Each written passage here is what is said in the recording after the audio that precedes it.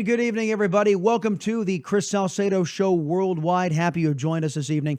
We're going to talk a little bit about everything tonight. Some of the issues that we have been neglecting to talk about because of the news of the last couple of days, including the Las Vegas shooting. We'll try to get you updated on everything that we know. And the politicking that's going on has really been disturbing to me, and I'll tell you why.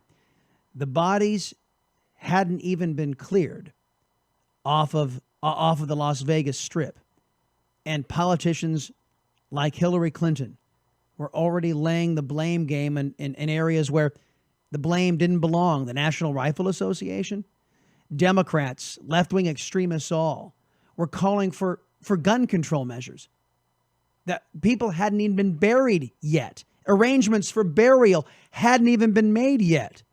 And the call for gun control from the Hollywood left to the elitists on Capitol Hill, it was sickening.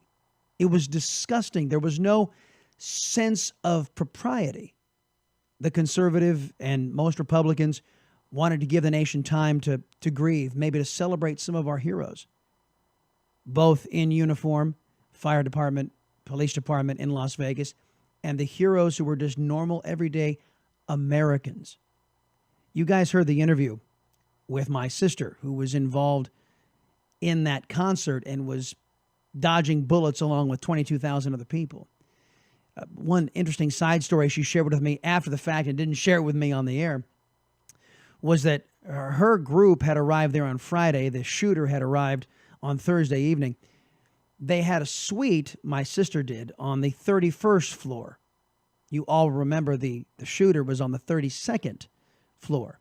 Turns out he was directly above them. And they were there to have a good time, so they were partying it up till about 2 o'clock, 3 o'clock in the morning, listening to music. The shooter, according to my sister and the group that she was with, had called not once, but twice down to management to complain about the loud music. This guy who days later would be robbing 59 people of their lives and injuring over 527 people. That was just an interesting side note. But what has been really bowling me over in this whole incident is the lack of propriety by the American left. They will stop at nothing to advance their agenda. I'm going to play some sound bites here for you in a minute. It'll help illustrate this.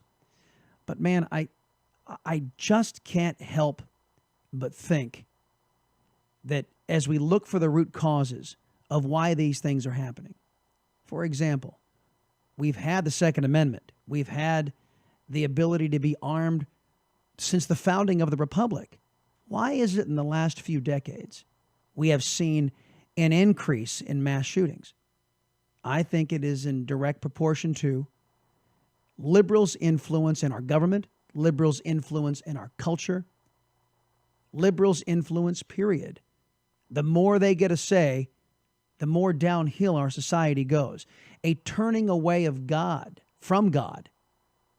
He has been banned from our classroom, and we wonder why we are raising secular children who don't believe in the Almighty and mutual respect. You know, the toughest day I had on the air was I was doing news, and it was the Sandy Hook shooting when those children were murdered by a literal crazy person. Now, I think there's room for debate about that mom knowing the mental instability of Adam Lanza and restricting access, having her guns in safes. That would have been really good. And I think there's good debate about that. And maybe a constructive law could be made to address that. A constructive law. But many of the Democrats who say they want to partake in something that's meaningful, they don't. Because at the end of the day, what they really want is to get our guns. What they really want is for the law-abiding not to have access to guns. But as I said, the toughest day on the air that I had was at Sandy Hook. And it was one of those days where you'd show up to work, you'd speak, then when you got to a commercial break, you'd go and sob in the corner. That's how it was with me. And I remember a Catholic priest in the parish that I was at. he gave a homily, and he was known for being kind of a liberal. But he said, I may be a liberal, but I do know one thing, that we have lost the ability to respect one another. We've lost the ability to listen to one another, and we've lost the ability to respect one another. And I think the main sponsor of this lack of respect can be placed at the feet of the American left, the Democrat Party, and they're selling out to left-wing extremists. We see it with Antifa. We see it with this group called Black Lives Matter. We see it with the absolute impropriety displayed by Democrats and liberal elitists coming out and playing politics while people are still on the ground, dead, and their relatives haven't even been notified. That's got to stop. I know that you guys probably want to have a conversation about this with me, and please reach out on social media at Chris Salcedo TX on Twitter and chrissalcedo.com. You can find email there. You can find the Facebook link and the radio shows as well. From wherever you are in the country, you guys want to call into the radio shows, the phone lines are always open. So here's what I was talking about with these individuals in the Hollywood left or the elite media. This woman behind me used to work at CBS, and I say used to, it's because she got on Twitter, and her name is not really important. What she did is emblematic of people of her kind. And I'm not talking about her race. I'm talking about her ideology. Liberals. She jumped on Twitter and observed that those who were in this attendance of this concert out in Las Vegas, country music, they were most likely Republicans, so she felt no sympathy for those who were slaughtered at the hands of a madman. Now, to CBS's credit, she was fired. She was a lawyer, and I guess she held the title of vice president. But CBS said that her sentiments didn't reflect their values. But what's scary, folks, is that she reflects a lot of liberals' values in this country. How many of you heard Democrats who wouldn't stand for moments of silence, who wouldn't stand in prayer for those who had fallen, and also in thanks for those who were so courageous running toward danger? Liberal Democrats did this. And I think that those of you who are out there saying, well, both sides are... No, I don't think that's true in this case. The lion's share of impropriety lies right at the feet of the American left. And that brings me to this. The media, Democrats, all racing to politicize the Las Vegas tragedy and blame Republicans. Let's start out with this video montage put together by our friends over at Grabian and listen to what they have to say. The Senate Majority Leader Mitch McConnell, the Speaker of the House Paul Ryan, a number of other lawmakers who won't do anything about this because the NRA has their balls in a money clip, also sent their thoughts and their prayers today, which is good. They should be praying. They should be praying for God to forgive them for letting the gun lobby run this country. First off, the gun lobby doesn't run this country. The gun lobby, i.e. the NRA, the National Rifle Association, preserves our rights to the Second Amendment. I'll get more into this in the second segment. Why don't we act? What is the problem? What was it about first graders losing their lives that wasn't sad enough to result in changes? Brian Williams, you lying putz. Don't forget Brian Williams, folks, the former anchor of NBC Nightly News. And because he chose to lie to the American people, he was busted down to the ranks of MSNBS. Brian Williams, you are a sad human being. As a conservative, I can tell you that Sandy Hook was one of the saddest days of my life. But unlike you, sir, I don't want to advance my politics over the bodies of dead children. And I don't want to use the pretext of dead children to deny my fellow citizens their constitutional rights, as you do, sir. And you should be ashamed of yourself. So should NBC News for employing your sorry rear end. Because when you say, which you always say, now is not the time to talk about it, what you really mean is there is never a time to talk about it. And it would be so much more honest if you would just admit that your plan is to never talk about it and never take any action. Yeah. You know what I wish you folks on the left would admit? What your real objective is. You don't want gun regulation. You don't want common sense gun regulation. You want to remove firearms from law-abiding citizens. There's a concept, I think I told you guys this on the night of the shooting, and I'll reiterate it. There is a cost to living in a free society. And up until this point, we've never been unwilling to pay that price. The cost is the realization that some among us may abuse that freedom. And the solution is to punish those who violate that trust, not to punish all of us, as these liberals want to do. Oh, somebody goes on a mass killing spree, thus everybody in the society who is law-abiding must pay? I think not. But you know how liberals are. Guilty until proven innocent. The NRA has just incredible grip on the Republican Party, and our job is going to be to turn NRA into not relevant anymore in American politics. Some say it's too early to talk about gun control. For those victims last night, it's far too late. Guns. I've never been to a country where people are as afraid to speak about guns. Trevor Noah, I'm not afraid to speak about guns. I'll talk with you anytime and anywhere about guns. Guns are not the problem. The tools of murder are not the problem. A gun laying down on the pavement all by itself will not kill anyone. Neither will a truck sitting idle without the keys in it. Trevor Noah wants you all to believe that somehow that man with, 23 weapons in that suite, could do more damage, 59 deaths, than, say, could a person inside of a box truck mowing through that crowd of 22,000 people. The fact of the matter is, when you have some sicknesses in your society, and again, I trace them back to the American left, these kinds of things will happen. I think we ought to address the root causes, and the guns are not the causes. There was a American Enterprise article, American Enterprise Institute article, that stated since, when was that? 1993. 1993 is when they started keeping track.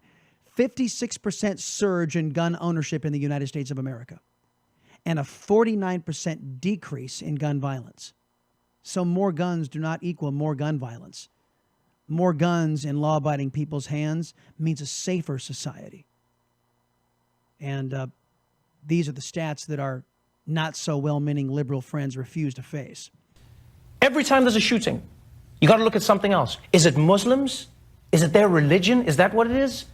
Is it blacks? It's the blacks. It's the black-on-black crime. We are all victims of inaction at this point.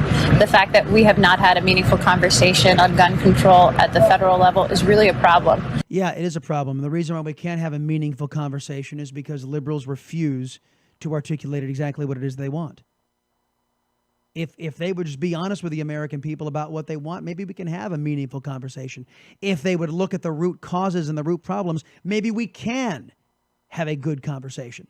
I don't know why our so-called leaders continue to allow this to happen, or maybe a better question, why do we continue to let them to allow it to happen?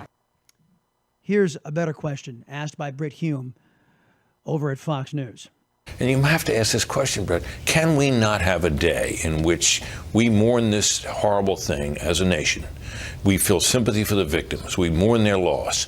We feel pride and indeed admiration for the people who rushed to try to salvage this situation to the extent possible, the lives that were saved, even perhaps lives that were lost, before we engage in some very divisive debate over an issue on which there's been no agreement in this country for a very long time. The answer to Britt Hume is no. So long as liberals have a say, we won't get to have that day. We won't get a respite. We won't get a moment's peace. I'll be back in a minute. It's Chris Salcedo Show Worldwide. Stay with us.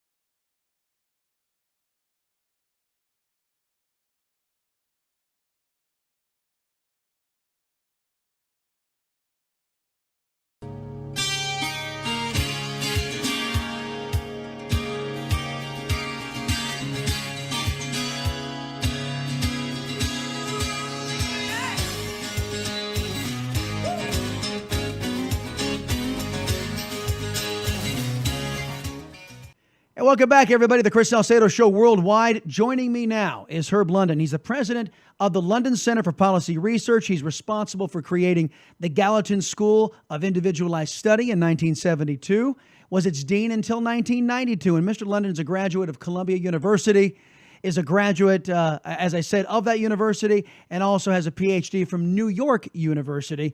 Dr. London has appeared in every major newspaper and journal in our nation. He's also an author and a playwright. Mr. London, it's great to have you here for the first time on the Chris Salcedo Show worldwide. Chris, it's a real pleasure for me to be here.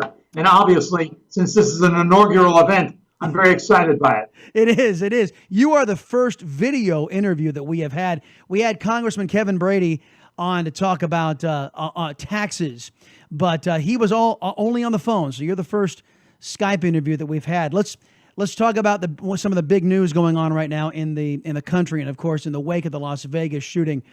I guess this has to be said because, frankly, the bodies were not even processed and not even set for burial before progressives in this country started politicizing this thing from those in the press, from those in elected positions. Your reaction, sir? Well, look, one of the problems that you have in America is the degree to which every single event is politicized. There is nothing that you can possibly say about this event except that it was a twisted mind at work. And it's a terrible tragedy when you see so many young people who have been killed and injured. So my heart goes out to those people, but it is basically ineffable. There's not very much that you can say. Those who believe that this is a matter for gun control are thoroughly misguided. Had there been one person who was a sniper and could have shot this person at the Mandalay Hotel, maybe a person or two would have been killed, but certainly not 59. And if that event had occurred, certainly more than 500 people would not be injured. So for those who say it's gun control, I don't think they have the foggiest understanding of this matter at all. Well, yeah, and on that topic, I mean, gun control. What does that mean? Every proposal that I've seen from progressives, and I had a couple of them call up on the radio show, and they said, well, if you just listened to Obama and limited the magazine size from 30 down to 10, that would have saved lives. And it's come out now that this shooter in Las Vegas, he had illegally modified, I think it was an AK-47, to simulate automatic weapons fire. That's illegal. You can't do that. There's a law against that, but he did it anyway. What makes us think that he would have stayed true to the 10 bullet limit to a magazine and not found on the black market 30 round magazines? Look, in 1986, this automatic weapon was found illegal. And so he added a magazine that was also illegal. So he had violated the law. So because you have a law doesn't necessarily mean that people who are engaged in criminal behavior will abide by it. It is absurd to think that as the progressives have, that somehow there are people in the United States who engage in criminal activities but would not be criminal if in fact we had better laws. It's absurd. No, it is absurd. By the way, folks, joining me right now is Herb London. He's the president of the London Center for Policy Research.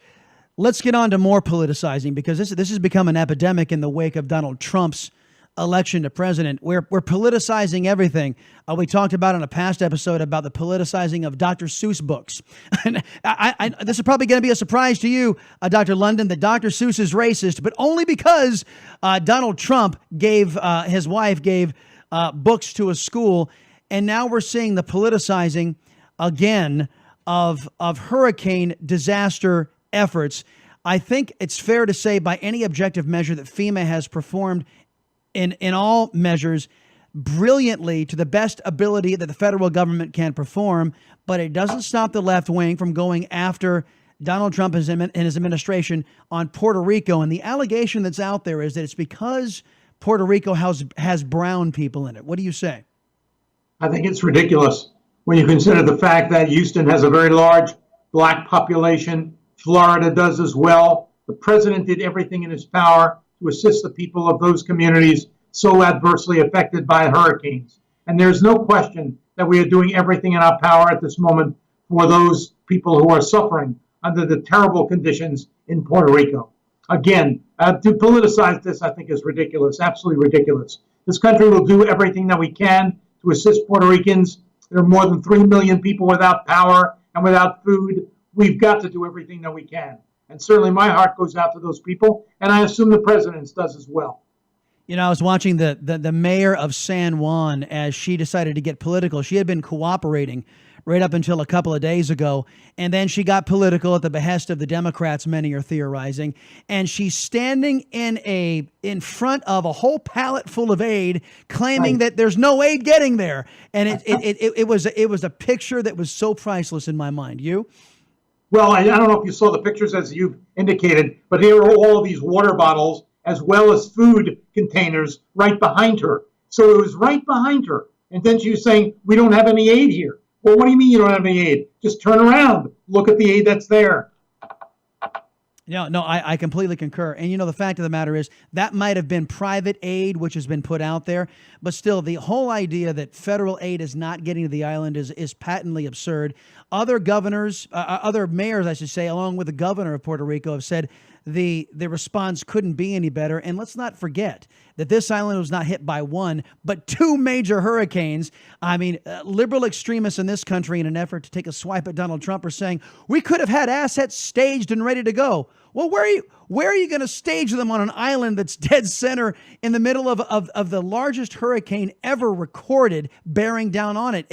These people don't even make sense in their efforts to try to criticize this president. And by the way, you said something about individuals in Houston, a very large black population, didn't matter. You mentioned Florida. They have a black population and a Cubano population that's rather large inside of Florida. So all of this trying to inject race is absolutely absurd, trying to fit into some left-wing narrative that I don't think the American people are in the mood to put up with. Well, I think that what's happened in this country is the level of rancor is so great. In part, this is something that's been brought about by the Obama administration. President Obama used to talk about the terrible rancor, but he promoted it. He promoted that rancor, and now we see the full effects of it in the United States. This kind of progressivism has divided America in a way that I haven't seen during the course of my lifetime. And of course, this alt-right and this alt-left represent a tiny portion of the population.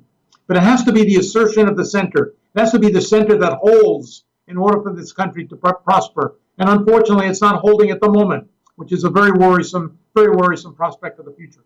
Yeah.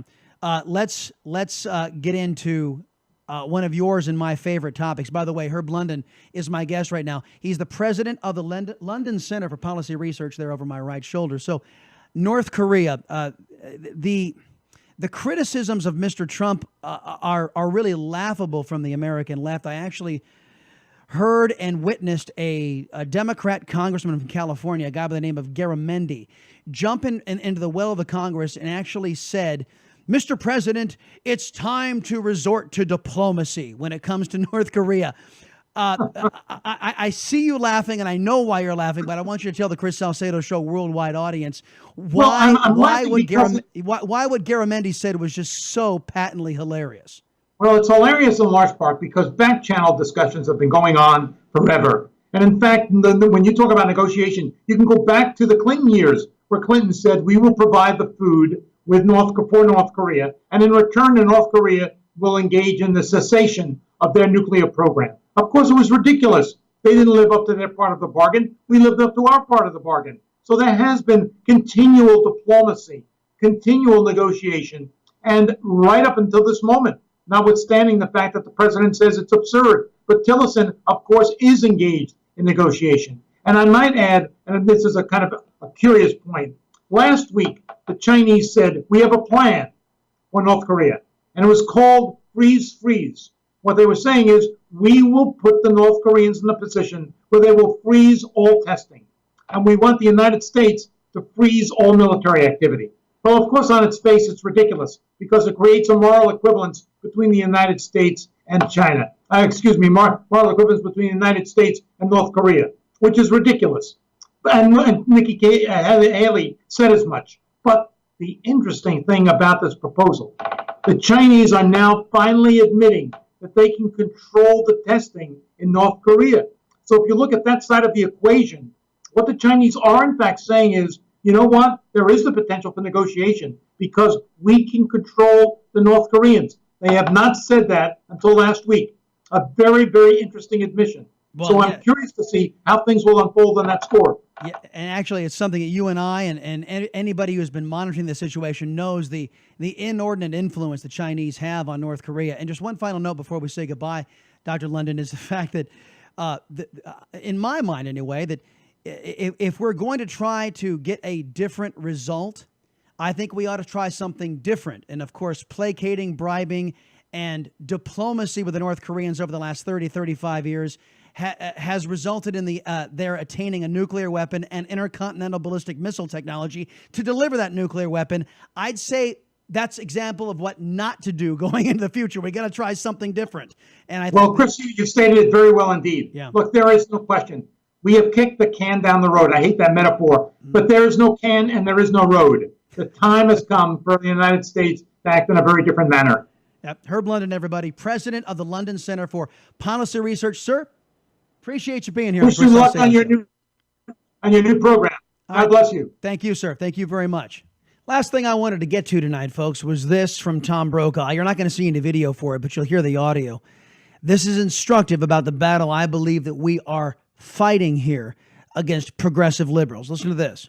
And it's amazing what you can buy on the market, by the way, whether it's at a gun show or illegally from other people.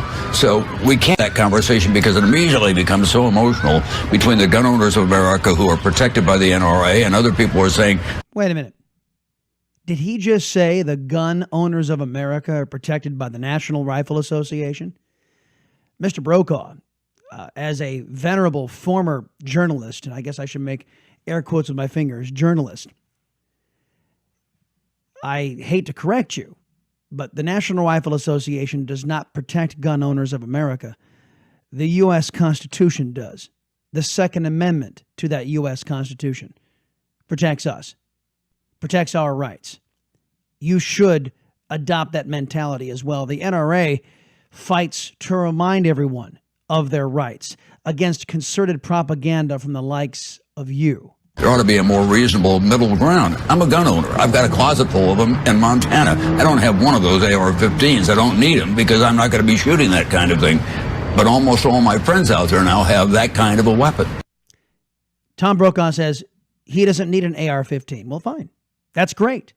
That's your choice. That's your decision. You can partake in the Second Amendment or not. Nobody's forcing you to.